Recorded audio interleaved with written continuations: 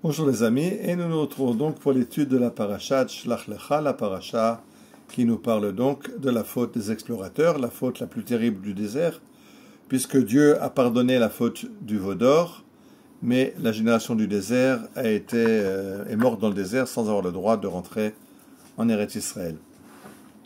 Alors le verset nous dit la chose suivante. Vesham reinu et anefilim bene anak min anefilim benehi benenu kachagavim vechen hainu benehem. Quand les explorateurs rentrent et font leur compte-rendu à Moïse, ils annoncent qu'ils ont vu les géants dans le pays de Canaan, qui étaient vraiment des géants, fils de géants, plus géants que des géants, comme on dirait. Et eux se sentaient comme des sauterelles face à ces géants. Mais non seulement eux se sentaient comme des sauterelles, mais ils savaient que aux yeux des géants, ils étaient eux-mêmes des sauterelles. Et là-dessus, le Talmud de Jérusalem, dans le traité de Tanit, pose la question suivante. Mais ce sont des menteurs. Je comprends qu'ils se sentaient comme des sauterelles face à ces géants.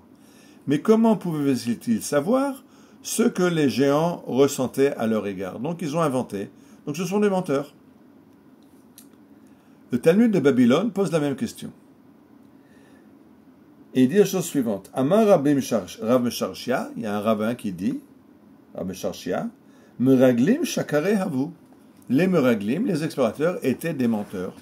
Puisqu'ils sont revenus et ils ont dit, nous étions à nos propres yeux comme des sauterelles, et comme ça nous étions perçus par les géants, mais ils ne pouvaient pas savoir comment ils étaient perçus par les géants, donc ils étaient des menteurs. Le Talmud continue et explique, non, ce ne sont pas des menteurs. Et il pose la question, mais alors d'où savaient-ils? Velohi, ce n'étaient pas des menteurs. Ki havu mavre avile tute arze, havu mavre. Dieu a fait mourir beaucoup de Cananéens pour qu'ils soient occupés à leur deuil et qu'ils ne fassent pas attention aux explorateurs. Et le Talmud nous dit que quand les Cananéens qui revenaient de l'enterrement levaient les yeux dans les arbres, ils voyaient les explorateurs. Parce que les explorateurs, quand ils voyaient le cortège funéraire qui arrivait, ils se fonçaient dans les arbres pour se cacher. Et alors les géants regardent vers l'arbre et disent « Ah, vous avez vu, il y a des sauterelles là-haut. » Donc effectivement, ils avaient raison. Ce n'est pas seulement eux qui se sentaient sauterelles, mais les géants cananéens voyaient en eux des sauterelles. D'où est-ce que le Talmud sait cette histoire-là, que les géants les voyaient monter dans les palmiers et disaient ce sont des sauterelles. Le Torah Tzmima explique, si tu veux être cru, tu veux être crédible, il faut commencer par dire quelque chose de véridique. Si tu commences par un gros mensonge, tu ne seras jamais cru par la foule. Donc, c'est pas possible que les explorateurs qui voulaient être crus par le peuple d'Israël racontent, voilà ce que les géants nous prenaient pour des sauterelles, alors qu'on va tout de suite leur dire, mais vous inventez, vous affabulez, vous ne pouvez pas savoir. Donc, il fallait à tout prix expliquer comment ils savaient que les géants les prenaient pour sauterelles. Et c'est pour ça que le Talmud explique qu'ils ont raconté que dans les cortèges, ils ont vu les Cananéens, etc., etc. Deuxième idée, quand ils font leur compte rendu à Moshe, il a dit la chose suivante. Ils ont dit à Moshe, nous sommes arrivés dans le pays où tu nous as envoyés. Et c'est un pays où coule le lait et le miel. Et voici ses fruits. Bon, mais c'est vrai que les habitants sont des géants et leurs murailles sont trop hautes et trop épaisses. On n'arrivera pas à les conquérir. Et Rashi nous explique, si tu veux être cru par la foule, il faut commencer par quelque chose de vrai, pour qu'ils disent, ah, il parle vrai. Et après, tu lâcheras ton mensonge, il sera noyé dans ton discours. Mais si je dis que des mensonges, tu te feras avoir. Donc ils ont commencé en disant une vérité. En disant, le pays est un pays où coule le lait et le miel, les fruits sont magnifiques. Ça, c'est la vérité, pour qu'on écoute ce qu'ils disent. Et alors après, ils peuvent asséner leur bobard, ce sont des géants, ils sont trop forts, ils ont des murailles, etc. Le Talmud de Jérusalem, lui, est très différent. Il reprend ce même verset. Ils sont arrivés, nous sommes venus dans ce pays où tu nous as envoyés.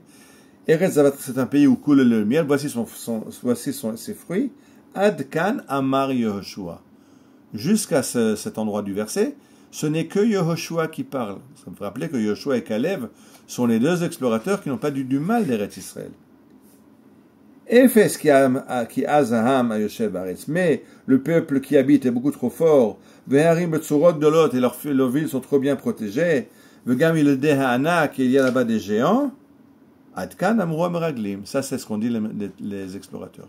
C'est-à-dire que le Talmud de Babylone, de Jérusalem, sépare. Ce qui était vrai dans le compte-rendu a été dit par Yoshua. Ce qui était faux a été dit par les autres. Alors, un instant. D'après le Talmud de Jérusalem maintenant, cette idée psychologique que si tu veux vendre un gros mensonge, commence par raconter une petite vérité, ça marche pas. Puisque d'après eux, c'est Yoshua qui a dit du bien et les exploiteurs n'ont dit que du mal. De la même façon, je rappelle que Rabbi Mesharshia, un rabbin du Talmud de Babylonie, avait dit qu'ils avaient entendu dans les arbres les géants qui disaient voilà des sauterelles, donc ils n'ont pas menti. Or, le Talmud de Babylone, de Jérusalem, ce n'est pas Rabbi Mesharshia, un rabbin, mais c'est l'opinion générale du Talmud qui dit ils ont menti, sans chercher d'excuses aux explorateurs. Alors, comment comprendre cette différence entre les deux Talmuds? Et là, je pense que l'explication du Rav Avraham Blas est incroyable. Il dit, quand tu es dans l'ordre de la logique, si tu veux convaincre des gens, alors il y a des façons. Comment convaincre des gens? D'abord, tu commences par dire une vérité. C'est la ou couler le miel. Tu ne vas pas raconter de mensonges qu'on peut te prendre en flagrant délit de mensonge en disant voilà comment les géants nous considéraient, alors qu'on peut dire mais tu ne peux pas le savoir. Ça, c'est quand tu es dans l'ordre de la logique. Mais quand tu viens de dire du mal d'Eretz Israël, quand tu viens dire comment le pays d'Israël n'est pas pour le peuple juif, tu n'es plus dans l'ordre de la logique, tu es dans l'ordre du délire. C'est pathologique. Un juif qui pense du mal d'Eretz Israël, c'est pathologique. C'est du délire. Quand tu délires, il n'y a plus de logique.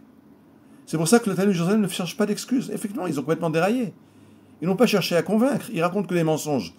On pourrait très bien leur prouver que leurs mensonges sont faux. Mais quand on veut écouter un mensonge et y croire, alors on écoute un mensonge et on y croit. On n'est plus dans l'ordre de la logique. Je pense qu'aujourd'hui, je n'ai pas besoin de vous expliquer.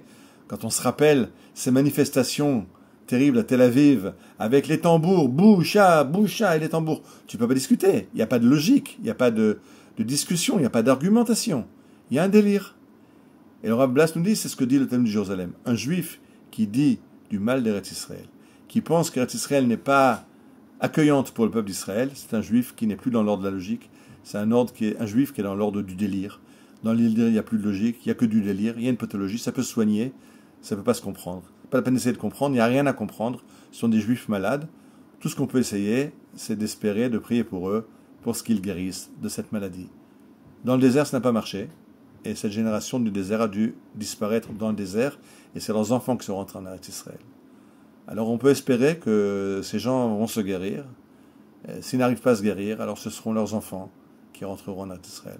En tout cas, on voit maintenant qu'une grande partie du peuple d'Israël n'est pas malade de cette maladie, et on est vraiment un peuple de dingue. On a inventé une dernière start-up israélienne, la dernière start-up de cette semaine, je ne sais pas si vous avez entendu. On a fait des avions de rapatriement des Israéliens coincés à l'étranger, puisque l'espace aérien est fermé, qu'il n'y a plus de vol. Et comment est-ce qu'on appelle ça? On appelle ça Tissat Rilutz, des missions de sauvetage. Alors, dans le monde entier, quand on fait une mission de sauvetage, c'est prendre quelqu'un qui est dans une zone de danger pour l'amener dans une zone sans danger, le mettre à l'abri. En Israël, quand on fait une Tissat Rilutz, quand on va sauver des Juifs, c'est de les sortir de Chutz Laaretz, où apparemment ils ne sont pas en danger, pour les amener en Eretz Israël où il y a la guerre. C'est le Chilutz à l'envers. Vous comprenez que le Chilutz en général, c'est de sortir quelqu'un d'une zone de combat. Là, le Chilutz israélien, c'est d'amener des Juifs dans une zone de combat. Pourquoi?